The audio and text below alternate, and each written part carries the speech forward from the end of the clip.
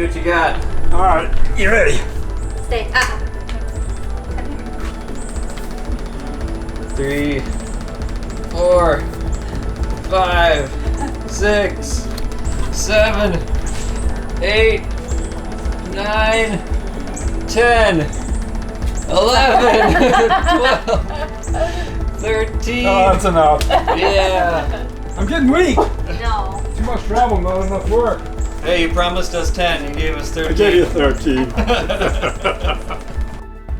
Well, I started kayaking in about 1997. Here's offshore, okay? So we kayak out to all these islands here. It's about two hours out, 8 miles out to Cat Island. We do, well, not as many as we used to, but we do used to do about 10 or 12 competitive races every year. One I've done several times is called the Chattajack, okay? It's on the Tennessee River, and it's 32 miles long. That's a pretty lengthy race. I mean, paddling on the river is one thing. Well, if you get tired, you slow down. But when it's competitive and you're trying to keep up with the young guys, it takes me on that race usually about 5.5 hours, something like that.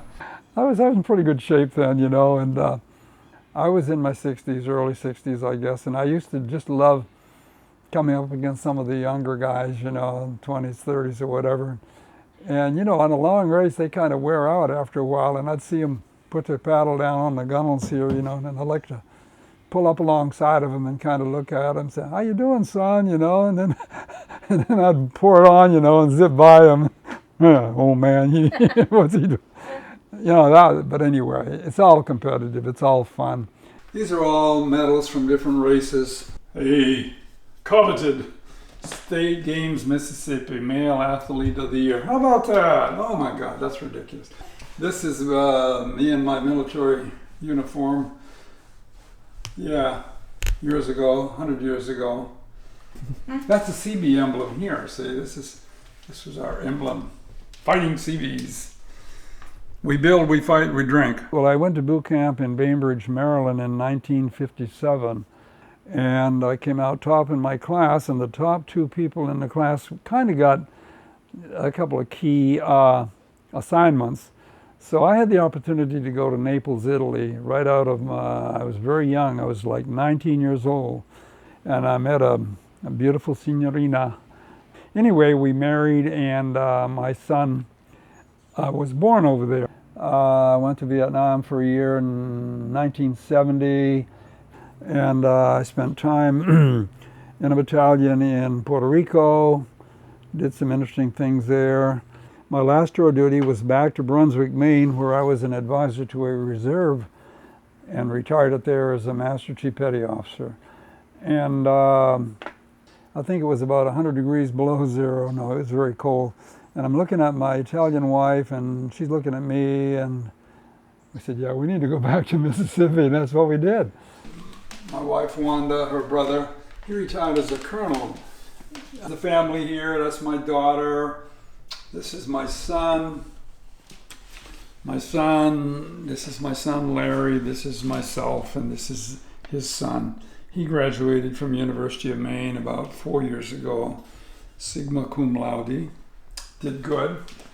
This is my Harvard child, my daughter, my granddaughter. And this was before she had her spinal cord injury, stroke.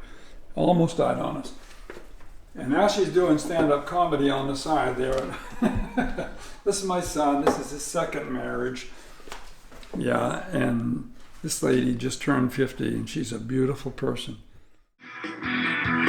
Now it's time for our Geico 15 Minutes of Fame. There is an 81-year-old veteran who is making it his mission to kayak the entire 2,300 miles of the Mississippi River. This is to raise awareness about homeless veterans. Stan Stark says the trip has been amazing. This was my first expedition kayaking that I did coming down the river. I'm basically a sea kayaker, and it was the first time I'd done an expedition run like this, and I like it. And so I didn't have an issue with the waves and all that. The only problem and the only issue I had coming down the river was, like I said, when I got swept over the chain of rocks there, about nine miles, I think it was, up from St. Louis. What happened there is we were going down and the Portage's River left. I got halfway across and all of a sudden the current was pulling me. I mean, like pulling me. And, you know, waterfalls over here. And finally I said, I hollered to the guy that was with me, Brian. I said, Brian, I'm going over this thing whether I want to or not. And I did. And I dropped 8 feet. And if you talk to anybody that knows about the chain of rock, I know I had some divine intervention there, because I crashed down over this thing, no skirt on. And my boat starts filling up, and I'm bracing left, bracing right, and I'm praying a little bit. And I had these haystacks, we call them, all around me. The whole thing happened in like about probably less than a minute and a half. And finally I found a little hole where I could paddle through it, you know. And I got through it. Once I got through the fall itself, it was still rough and turbulent, but I was able to, you know, keep going even with half a boat full of water, you know. So that was the only negative, bad, ugly experience I had coming down a river. I started out with the intent of making the trip by myself, but I ran into a couple of guys coming down the river, Brian Hoover, Chase Brenner. Brian was from Oklahoma and Chase Brenner was from Illinois. And they had another guy with them too. This is an interesting part of the story. We stopped at a brewery and there was this fairly young doctor, a Filipino lady doctor. And I don't know all the romantic details, but I think it was one of these moments in his life when he kind of fell in love, if you will. He got off the boat, he got off the river. He decided that he didn't want to travel anymore, and he and this doctor followed us down the river by auto for a while, and he ended up staying there. And ultimately I married them, and they're living happily ever after. 2 bandits I paddled the river with. Okay, this is Chase, okay? I mean, that's how we paddle. This guy, this is Brian Hoover. He drank Mississippi River water from Lake Itasca to the Gulf of Mexico.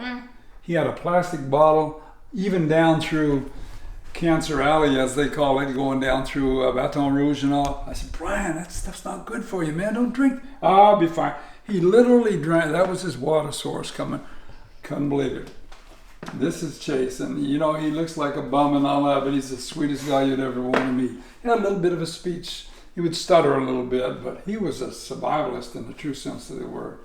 They like to indulge now and then in adult beverages, shall we say. So many times they would stop and they'd think nothing of walking off the river for a mile or two, and I'd go on ahead. See, I'd say, okay, dudes, you know, do your thing. And they would normally catch up with me. And Brian and Chase would carry all their beer cans, okay? So when we got to Cape Girardeau, and there's a bunch of people there helping us, you know, and this lady, Judy Cantori, she'd set us up with a bed and breakfast for the night, and so they're putting our boats onto a boat rack they had, and Chase, Brian's big old bag opened up and all the beer cans came rolling out. And of course, all the city officials were there. What's this all about? It was funny. You had to have been there. But they were my brothers all the way down the river, and never had any issues. I was interviewed several times coming down the river, and one of the outstanding interviews I had was at Cape Girardeau, Missouri. And I guess somebody had kind of let them know that we were coming, and it seemed like half the town turned out, the mayor and just a whole bunch of people. That was a really great experience. I did a couple of interviews with people there. Often I would get the question, well, Stan, what have you got to say? You know, what's your message to people that are following you and seeing you coming down the river at the age of 81? And my message was pretty constant. And I think Dale Sanders kind of put out the same kind of information, and that is, hey, it doesn't make any difference if you're in your 70s or 80s or even older. you could do these things. So the message would be to those, the older segment of the population, you need to get off the couch, you need to turn the TV off, and you need to do something that you like to do.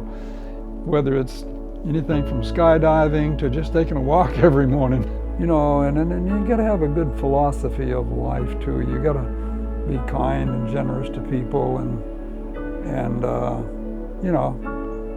you gotta be a good soul. You gotta be looking out for others along the way. Do volunteer work if you can. I've done quite a bit of that, and to me that's exciting, that's refreshing.